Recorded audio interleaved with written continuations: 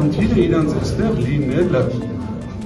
Ազգային բարերար Սամվել Կարապետյանին պատկանող հեծի լիցենզիան դադարեցնելու հարցի վերաբերյալ հանրային ծառայությունները կարգավորող հանձնաժողովի հրավիրած նիստը սկսվել է սկանդալով։ Հեծի տնօրենի նախկին պաշտոնակատար Դավիթ Ղազինյանը հայտարարել է, որ հեծի ժամանակավոր կառավարիչ Ռոմանոս Պետրոսյանը իրավունք չունի լինելու հանձնաժողովի նիստին որպես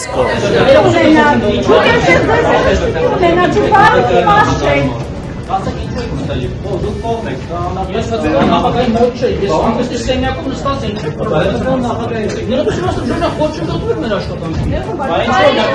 Քաղաքացիական պայմանագրի անդամ Ռոմանոս Պետրոսյանը կուսակցի տարածքային կառավարման նախարար Դավիթ Խուդաթյանի հետ մտել է ՀՑԿ նիստերի դահլիճ, որտեղ նրան լրագրողները դիմավորել են հարցերով, թե օրենքի որ կետի համաձայն է նա որպես կողմ մասնակցում նիստին։ Լրագրողների հարցերի տեղատարափից Պետրոսյանին փորձել է փրկել ՀՑԿ նախագահը, լրագրողների գործողությունները անվանելով խուլիգանություն եւ սպառնալով նրանց դուրս անել դահլիճից իրավապահների օգնությամբ։ Բայց այն ինչ որ դուք անում եք, դա անկարգություն է, խուլիգանություն է, նիստերի վարման կարգից դուրս, կանոնակարգից դուրս գործողություններ եք անում։ Սպասում եմ,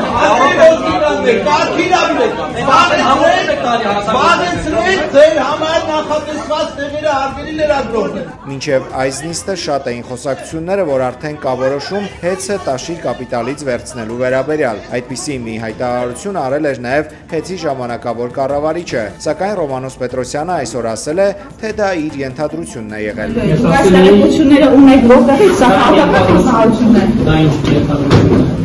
Հայաստանի վարչապետն արդեն հայտարարել է, որ լիցենզիայի դադարեցումից հետո կամ կպետականացնեն կառույցը, կամ կառավարման կհանձնեն մեկ այլ միջազգային ընկերության։ Տաշիր կապիտալից լիցենզիան վերցնելու համար պետությունը մի քանի 100 միլիոն դոլար պետք է վճարի ընկերությանը։ ՀԵՑ-ի տնօրենի նախկին ժամանակավոր պաշտոնակատարի կարծիքով որևէ հայ գործարար չի վերցնի ՀԵՑ-ի կառավարումը։ Դավիթ Ղազինյանը չի բացառել թուրքական կամ ադրբեջանական ընկերություն ստանձնի ՀԵՑ-ի կառավարումը։ Ներքին, այսպես ասած, ռեսուրս ունեցող անձին կամ ընկերությունները չեն անի դա, որովհետև դա Սամվել Կարապետյանի դեմ իմ կարծիքով գոնե բարոյական քայլ չէ, հաշվի առնելով, որ խլել են վերջին հաշվով։ Իմ ինֆորմացիայով հանձնաժողովի շատ ներկայացուցչական կազմով գնացել եմ Թուրքիա։ Եղել եմ Թուրքիայում ես վերջերս, հիմա իրենք թող բացատրեն ինչ էին գնացել Թուրքիա նպատակները։ Բոլորը շատ լավ հասկանում ենք, որ այս մեր, այսպես ասեմ, մի թշնամական մյուս, ես նույնպես համարում եմ, այսպես թշնամական, որովհետև վերջին հաշվով մեր թշնամի երկրի ամենամոտ բարեկամն է։ Այդ երկրների հետ Ադրբեջան Թուրքիան։ Այո, այդ երկրների հետ մեր այս իշխանությունների սիրախաղավոր սկսվել է։ Ես համոզված եմ, որ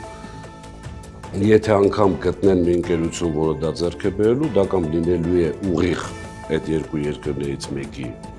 ընկերությունները կամ իրենց հետ ինչ-որ փոխկապակցվածություն ունեցող, բայց ոչ իրենց ուղիղ տեսակ։ Հայաստանի վարչապետն այսօր մի շարք աղմկահարույց հայտարարություններ է արել խորհրդարանում 2026 թվականի բյուջեի քննարկման ժամանակ։ Նիկոլ Փաշինյանի խոսքերը ներկայացնում ենք առանց մեկնաբանության։ Այսօր մարդիկ եկել են, բան են անում, Ղարաբաղ են լացում։ Ոչ մեկ մեր չափ ոչինչ չի արել Ղարաբաղի համար։ Ոչ մեկ։ Սկսած ֆինանսականից, ինչ է երևում է բյուջետային թվերով, սկսած մնացածից ինչը չի երևում ու չի երևալու երբեք։ 8 միլիարդ Պարտքը արտաքին աճել, ինչ է կարել, նայում եմ ձեր վրա, նայում ասում եմ, նայում եմ ձեր վրա, հասկանում եմ, թե չգիտեք ինչ են կարել։ Լավ, չենք ուզում ասենք, էդ էլ ասենք, զենք ենք առել։ Զենք ենք առել։ Պարտքով ենք զենք առել։ Այո, պարտքով ենք զենք առել, ինչի, որովհետև շատ է պետք եղել ու միանգամից։ Չեք հավատում, իրավունք ունեք, ասում եմ եկեք տանենք ցույց տանք։ Հայաստանի քաղաքացիները մի փոքր կամ ավելի շատ նյարդայնանում եւ մեզ մեղադրում են նրանում, որ մենք դեռ շարունակում ենք արձագանքել Ռոբերտ Քոչարյանի եւ Սերժ Սարգսյանի եւ նրանց առաջնորդած ուժերի։ Մենք շուտով խորհրդանական ընտրություններ են լինելու։ Այդ անձանց առաջնորդած ուժերը պարզապես չլինեն խորհրդանում։ Էս է լուծումը։ Քանի դեռ եղան, այս նույն իրավիճակը շարունակվելու է։ Եվ ես կարծում եմ, որ իրոք հասունացել է այդ պահը, որ այդ խնդիրը լուծվի։ Նիկոլ Փաշինյանի այս հայտարարություններից առաջ նրա ղեկավարած կառավարությանն ու քաղաքական ուժին սուր քննադատել էին ընդդիմադիր падգամավորները։ 2020-ի նոյեմբերի 9-ին կնքել եք նոյեմբերի 9-ի փաստաթուղթը, պատճառաբանությունը մարդկանց փրկել, որ պատերազմ չլինի։ 2021-ին Սև լճում եկել են, տարածք են գրավել, միջև հիմա այդտեղ են։ 22-ին ջերմուկում են տարածք գրավել, միջև հիմա դուրս չեն եկել, գլխավոր շտաբպետը հայտարարել է, որ կսովածանան, հետ կգնան։ 2023-ին հայաթափվել է Արցախը, 24-ին Տավուշում միակողմանի զորքերը ետ են քաշվել, 25-ին դուք հայտարարել եք, 25 ենք եկել հասել, նոյեմբերի 9-ին կնքել եք Արցախի վերաբերյալ այդ փաստաթուղթը, ամբողջ 5 տարի հայտարարել եք, որ Արցախով Ադրբեջանի պահանջները սահմանափակվում են, 25-ին եկել եք, դուք հլը հայտարարում եք, որ Հայաստանի Տիրապետության տակ կան ադրբեջանական տարածքներ։ Մի հատ էլի հաջորդ կիսաանձնական բնույթի հարցը տամ։ Այդ ամբողջ փաթեթը կհրապարակեք, հասկանանք Ադրբեջանը մեզնից սենց ամբողջապես ինչ է ուզում, թե դուք էլ չգիտեք։ Ամեն անգամ, երբ որ մի պահանջը բավարարում եք, գալիս է 2-3-ը ավելանում է, եւ այդպես է։ Բայց դուք չեք դա ասում։ Ամեն զիջում ներկայացնում որպես վերջինը, բայց դրան ավելանում է հաջորդ 2-ը, 3-ը եւ մնացածը։ Ալեն Սիմոնյանն էլ ինձ անդրադառնալիս, չգիտես ինչու իմ ժպիտը նրա մոտ այսպես նյարդային ինչ որ բան է առաջացնում, ասում է Տիկին Գրիգորյանը նեղվել է, որ ՔՊ-ի նավը չի խորտակվել։ Ես ուզում եմ, որ ինքը իմանա, որ որևէ մեկը հավերժ չի։ Ձեր նավը խորտակվելու է եւ ես ամեն բան անելու եմ, որ Արցախը կործանածների նավը խորտակվի։ Իմ փոքր մասնակցությունը կունենամ, փոքր մասնակցությունը կանեմ, մեծ մասնակցություն կարողանամ ունենալ, մեծ մասնակցությամբ հանդես կգամ, բայց այն որ Արցախը կործանածների նավը խորտակվելու է, որևէ վարքյան նույնիսկ կասկած չունենաք, բոլոր իշխանություններն էլ անցող են։ Մեծ Բրիտանիայի խորհրդարանում պալատի լորդ Ջեքսոնը կազմակերպել է քննարկում Նիկոլ Փաշինյանը, հայ առաքելական Սուրբ եկեղեցու եւ Սամվել Կարապետյանի հետապնդումները թեմայով, հայտնել է մեր ձևով շարժման համակարգող Նարեկ Կարապետյանը։ Նա նշել է, որ բրիտանական խորհրդարանի անդամներ, հոգեվորականներ եւ մեդիա ներկայացուցիչներ միացել են մեջբերում այս կարևոր քննարկմանը նվիրված կրոնական ազատության եւ հայ առաքելական եկեղեցու պաշտպանության հարցերին։ Սամվել Կարապետյանի միջազգային փաստաբան Ռոբերտ Ամստերդամը աշխարհարչակ լրագրող Թակել Կարսոնի հետ զրույցում հայտարարել է, որ Հայաստանի կառավարության հալածանքները եկեղեցու նկատմամբ տեղի են ունենում առանց միջազգային արձագանքի, քանի որ գերտերություններից մեկի ԱՄՆ-ի պետդեպարտամենտն է որոշում աշխարհում որ քրիստոնյաներին աջակցել, որոնց ոչ։ Շոկային է, թե ինչպես է Հայաստանը ղեկավարում մի վարչապետ, որը կարծես արհամանում է իր իսկ հայկական պատմությունը։ Նրանք հեռացրել են Արարատ լեռը կնիքի վրայից։ Չեն խոսում ցեղասպանության մասին, հարձակվում եկեղեցու վրա։ Երկրի ղեկավարը ցանկանում է հեռացնել կաթողիկոսին եւ ինքը նշանակել նորին։ Ես այս հարցին շատ անձնական եմ վերաբերվում, որովհետեւ ես հնարավորություն ունեցա Հայաստանի դատարանում պաշտպանել իմ հաճախորդին։ Ուզում եմ շնորհակալություն հայտնել Հայաստանի փաստաբանների պալատին, թարգմանչի միջոցով անձամբ իմ պաշտպանական ճառով հանդես գալու հնարավորության համար։ Ես կարողացա անմիջականորեն հանդես գալ դատարանում եւ կարծում եմ արդյունավետ կերպով ցույց տվեցի, թե որքան զավեշտալի էր այդ դատավարությունը եւ մեղադրանքները Սամվել Կարապետյանի նկատմամբ, որն աներևակայելի սկզբունքային քրիստոնյա է եւ այժմ գտնվում է բանտում, արդեն 5-րդ ամիսն է։ Բոլորովին անմեղ, միայն Աստծուն փառաբանելու համար։ Եվ հենց դրա համար են ավանդում։ Կա մեծ ճնշում վարչակազմի կողմից Հայաստանի եւ Ադրբեջանի միջև խաղաղության հասնելու ուղղությամբ, ինչը իհարկե բոլորս ողջունում ենք։ Բայց դա տեղի է ունենում Հայաստանի ժողովրդի համար ահռելի գնով, կորսվում եւ պղծվում են հսկայական մշակութային ու եկեղեցական սրբություններ։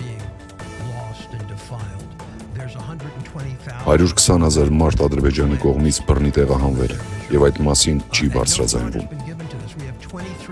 Մենք ունենք 23 քրիստոնյա գերի Բաքվում եւ Հայաստանի վարչապետը անգամ այդ մասին չի խոսել, երբ հանդիպել է նախագահ Թրամփի հետ։ Թրամփն ինքն է այդ հարցը բարձրացրել։ Իմնեմնիմի փոդքասթի հաղորդավարներ Վազգեն Սաղաթելյանը եւ Նարեկ Սամսոնյանը ձերբակալվել են։ Քննիչի հաղորդմամբ նրանք մեղադրվում են խուլիգանության համար։ Քրեական գործի հարուցման պատճառ է դարձել Իմնեմնիմի փոդքասթի նոյեմբերի 10-ի թողարկումը, որտեղ հաղորդավարներն անդրադարձել են ազգային ժողովի նախագահ Ալեն Սիմոնյանին։ Նրա մամուլի խոսնակը հաստատել է, որ Սիմոնյանը հաղորդում է տվել իրավապահ մարմիններին փոդքասթի ընթացքում հնչած վիրավորական արտահայտությունների եւ սպառնալիքների վերաբերյալ։ Լրագրողներին Ալեն Սիմոնյանն ասել է, մեջբերում լավ է արել, որ դիմել է։ Դիմելում լավ եմ արել, ինչ պետք է անել։ Հարևան Իրանը կանգնած է վերջին տասնամյակների ջրային ամենախոշոր ճգնաժամի առջև։ Մայրաքաղաք Թեհրանին, որտեղ ապրում է ավելի քան 10 միլիոն մարդ, վառնում է երաշտ, եւ եթե երկրի տարածքում անձրևներ չտեղան, քաղաքը կարող է ծարավի մատնվել։ Հնարավոր երաշտի դեպքում կառավարությունը ստիպված կլինի ջուրն արտոնված ռեժիմով տրամադրել, իսկ եթե դա էլ չօգնի, 10 միլիոն մարդու ստիպված կլինեն տարհանել մայրաքաղաքից։ Ճգնաժամը միայն վերջին տարվա չորության հետևանք չէ։ Երկար տարիների ջրի չարաշահումը լուրջ վնաս է հասցրել ջրային պաշարներին։ Իրավիճակի վատթարացման պատճառներն են նախկին կառավարությունների սխալ քաղաքականությունը, կլիմայի փոփոխությունը եւ ջրի ավելցուկային սպառումը։ Թեհրանի բարձրահարկ շենքերի բնակիչներն արդեն զգում են ջրի պակասը։ Բնակիչներից մեկը պատմել է, որ վերջին շաբաթվա ընթացքում իր բնակարանում ջուր չի եղել առավոտից մինչև ուշ գիշեր։ Իրանի ջրային եւ բնակարանային ընկերությունը հաստատել է, որ որոշ թաղամասերում գիշերային ժամերին ջրի ճնշումը նվազեցվում է։ Թեհրանի ջրամբարներից Ամիր Քաբիրը վերջին տասնամյակների ընթացքում հասել է ջրի ռեկորդային ցածր մակարդակի, առաջացնելով ջրային պահեստի լուրջ պակաս։ Մայրաքաղաքի 5 ջրամբարները, որոնք նախկինում կարող էին պահպանել մոտ 500 միլիոն խորանարդ մետր ջուր, այժմ պահպանում են միայն շուրջ 250 միլիոն խորանարդ մետր, ինչը նշանակում է, որ ներկա սպառման տեմպերով դրանք կարող են վերջանալ ընդամենը 2 շաբաթում։ Նահանգային փորձագետները նշել են, որ ըստ կանխատեսումների մինչև դեկտեմբերի վերջ կպահպանվի չոր եղանակը։ Եվրոպական հանձնաժողովը մոտ 6 միլիարդ եվրո է փոխանցել Ուկրաինային։ Եվրախորհրդարանի նախագահ Ուրսուլա ֆոն դեր Լեյենը նշել է, որ այդ գումարները տրամադրվել են ռուսական սառեցված ակտիվներից ստացված եկամուտներից։ Ռուսաստանի անվտանգության խորհրդի քարտուղար Սերգեյ Շոյգուն հայտարարել է, որ Եվրոպայում նորից արհեստականորեն սրում են հակառուսական հիստերիան։ Նրա խոսքով նման մեթոդները Եվրոպայում կիրառվում են արդեն մի քանի դար, եւ ներկայիս քաղաքական առաջնորդները չեն ճանաչում իրենց երկրների պատմությունը։ Ուկրաինական կողմը հայտարարել է, որ երկու երկրների միջև խաղաղության շուրջ բանակցությունները կասեցվել են առաջընթացի բացակայության պատճառով։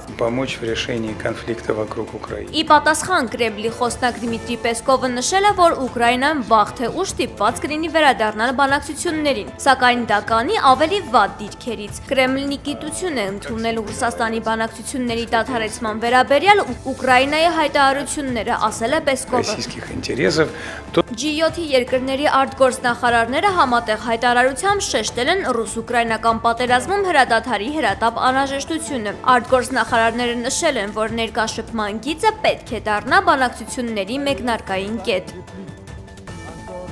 ԱՄՆ նախագահը կհամաձայնի նոր գագաթնաժողով անցկացնել Ռուսաստանի նախագահի հետ միայն այն դեպքում, եթե հանդիպումը նպաստի Ուկրաինայի պատերազմի դադարեցմանը, հայտարարել է ԱՄՆ պետքարտուղար Մարկո Ռուբիոն։ Նա նշել է, որ երկու կողմերն են համաձայնել են, որ հաջորդ հանդիպումը պետք է արձանագրի կոնկրետ արդյունք եւ պետք է վստահ լինել, որ իրական հնարավորություն կա դրական արդյունքի հասնելու։ Միաժամանակ Ռուբիոն հայտնել է, որ ԱՄՆ-ն այլևս Ռուսաստանի դեմ պատժամիջոցներ կիրառելու հնարավորություններ չունի։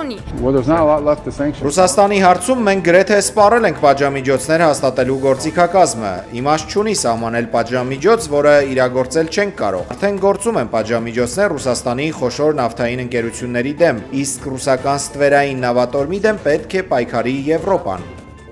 Պետքարտուղարը տարօրինակ է համարել, որ եվրոպական երկրները ցանկանում են, որ ԱՄՆ-ն Ուկրաինային ուղարկի միջուկային զենքով հագեցած տոմահակ թևավոր հրթիռներ, բայց երբ Միացյալ Նահանգները ավիակիրներ է տեղակայում իր կիսագնդում, դա ինչ-որ խնդիր է դառնում, ասել է Ռուբիոն։ ԱՄՆ-ում ավարտվել է պատմության ամենաերկար կառավարական շատդաունը։ Երկրի նախագահ Դոնալդ Թրամփը 43-րդ օրը հաստատել է կառավարության բյուջեն։ Նա հարկադիր պարապուրդի պատճառով առաջացած կորուստները գնահատել է $1.5 տրիլիոն եւ դրա համար մեղադրել դեմոկրատներին։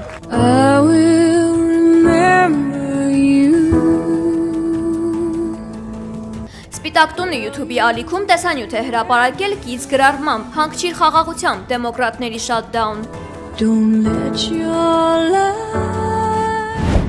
Տուլկարեմ քաղաքի արևելքում գտնվող Ալ-Ջունայդի կատնամթերքի գործարանի անվտանգության տեսախցիկները ֆիքսել են, թե ինչպես են դիմակավորված անձինք, որոնք ենթադրաբար իսրայելցի վերաբնակներ են, հարձակվում կատնամթերքի գործարանի վրա։ Նրանք ներխուժել են տարածք, քարեր նետել տեսանկարահանման սարքերի ուղղությամբ, փորձելով դրանք ջարդել, ապա հրդեհել բեռնատարներն ու մեքենաները։ Պաղեստինի տնտեսական նախարարությունը կոչ է արել միջազգային հանրությանը շտապ միջամտել, կասեցնելու վերաբնակների հարձակումները պաղեստինյան քաղաքացիական բնակչության և տնտեսական օբյեկտների վրա։ Իսրայելի զինուժը դատապարտել է գործողությունը։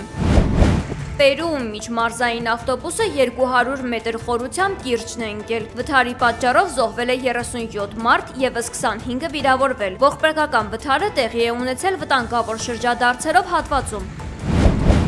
Ռուսաստանի Չելյաբինսկ քաղաքի երկնքում նկատվել է մանուշակագույն հյուսիսափայլ։ Ըստ Ռուսաստանի գիտությունների ակադեմիայի, մոլորակի շուրջ ձևավորվել է վերջին տարիների ամենահզոր հյուսիսային լույսերի գոտիներից մեկը։ Այս երևույթը առաջանում է երկրի մագնիսական դաշտի և արևային քամու լիցքավորված մասնիկների փոխազդեցությունից։